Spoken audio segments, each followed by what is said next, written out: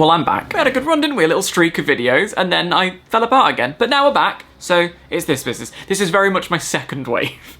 Oh, I think this year's base stats are difficult. It's like playing life on hard mode. So if on top of the base stat difficulty, you have extra feelings and concerns, let's call it struggle plus. Well fucking done. We're still here. People handle things at different speeds and that's totally fine. On that note, can I just say a massive props and congratulations to Carrie Hope Fletcher and Oliver, who have made a video every day for 134 days.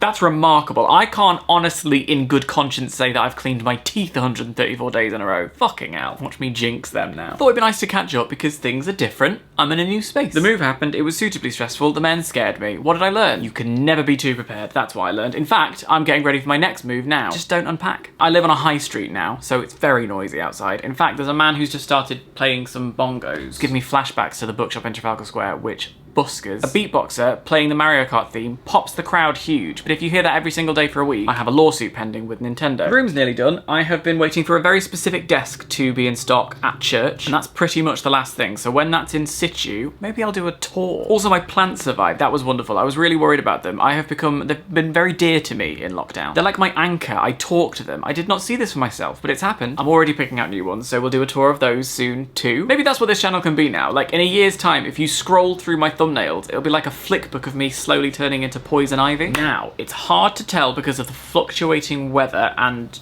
you know, permastasis, but it is summertime, and I know that because below the fold, as it were, nothing. Bit of knee. Ooh. And we're in a really peculiar moment because the UK is opening back up again. This is a strange thing. It's strange because it's like what a lot of us have been desperate for and the economy needs it, but also, ooh, are we sure? Still trying to sort of get my head around how I feel about the situation. I think I'm getting back into that place that I was pre-lockdown, which is like, as long as I'm paying attention and reading the news and following the rules and being cautious, then I'm comfortable using the tube. Here's the thing, I'd really missed the tube. I'd missed it so much. And when I first went back on it, I was hyped up for it to be like a moment. And it was touching in, going on the escalators, being just in the tunnel. It was novel until about 3 stops in. And then I was like, oh, okay. Like, I pulled into Clapham North and I was like, I've done this. It's remarkable how quick you just slip back into stuff. I had my hair done, I have cinema tickets booked, I've yet to go to the pub, and I don't think I will for a while. I think I just want to go to places that I feel like I can trust and I've got a bit of control. And as desperate as I am to go, and I miss that crusty pub smell more than I miss my family.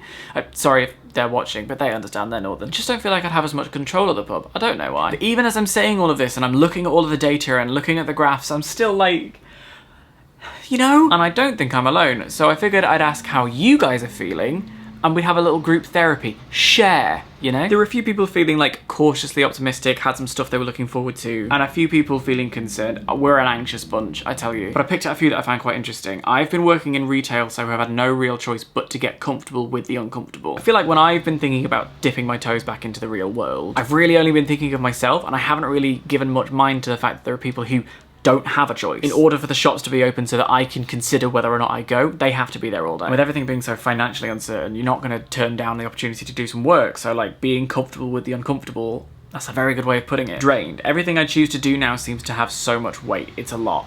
I feel that. Like things like, oh crap, I've run out of tea bags, I'll just pop to the shops. It's now like, what time of day is it?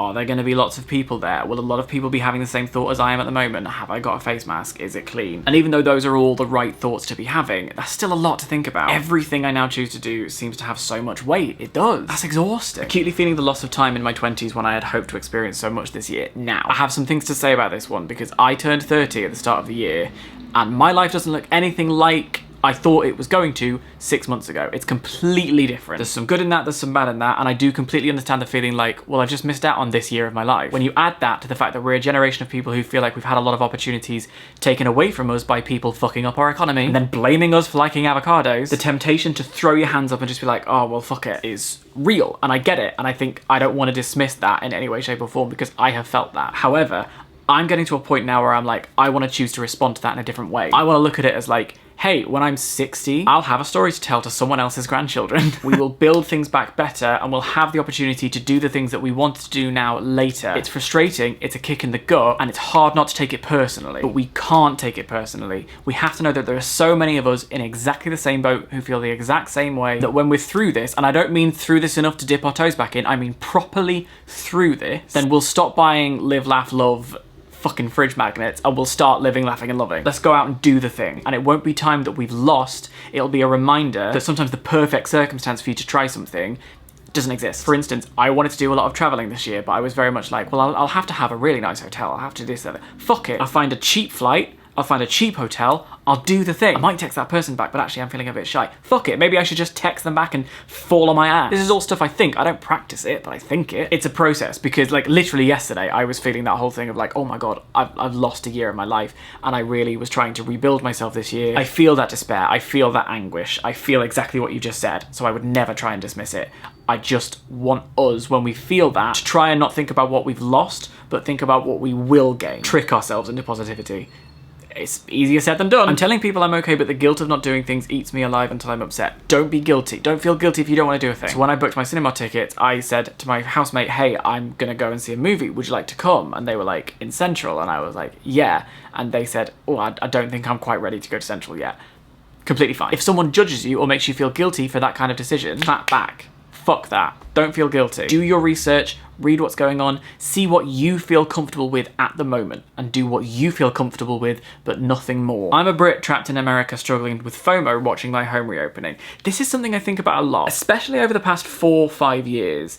The US and UK have almost felt like one conglomerate because we've always been so closely aligned anyway. But we see problems happening in America and we almost adopt them as ours. So sometimes I sit there, and especially because I listen to and read a lot of American news, the data from that country is not the same as the data in this country. The response in that country is obviously not the same as the response in this country, though the response in this country hasn't been good. And the data in this country isn't good. I don't think I know really what to say about that, but it is a tricky thing. And especially if you're like, I can't imagine what it's like to be like a medical professional or just a normal person in America, seeing the rest of the world start to sort of open back up again and know that your government is doing literally nothing, if not the opposite. They're almost encouraging the virus. That's gotta be frustrating. I don't know anymore. Over lockdown, I've questioned my identity a lot, and it's nice, but so hard to. Sis, let me tell you, I don't know who I am. That's a story for another time.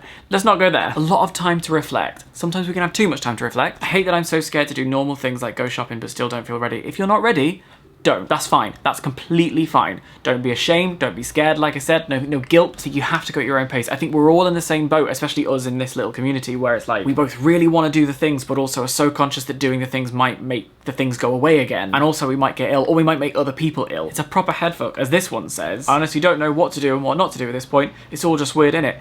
Couldn't put it better myself. It is comforting to me to think that I'm not the only person who's finding this time stressful, strangely exciting, nerve-wracking, all the things, all the ings. Sidebar, like, I feel like I should put disclaimer, like, I'm not clever, I've just read some newspapers and I'm trying my best to make up a decision that feels good for me, while being conscious of, like, my fellow countrymen. I think the one thing that I would want us all to take away from this, myself included, is like, if you see people posting and you feel like you're not ready to go out and it concerns you, that's completely fine. You are under no obligation to go out at any point before the moment that you feel ready to do that. And even when you do feel ready, there's still going to be a little question mark in the back of your head. And that's why we take extra cautions and we're very careful and we wash our hands before we go out. We wash our hands when we get to a new location. Sanitizer, face mask, distancing, all the things. Like, I'm so frustrated that the communications have been so bad. How did we go from we're all in this together clapping for the NHS to a debate on whether or not science is real? That's what it feels like sometimes. And I know it's so frustrating when you are doing all of the things, you're trying really hard and people around you aren't. In those scenarios, what I'm trying to think is, imagine if I wasn't doing the things. Imagine if none of us were doing the things. It would be so much worse.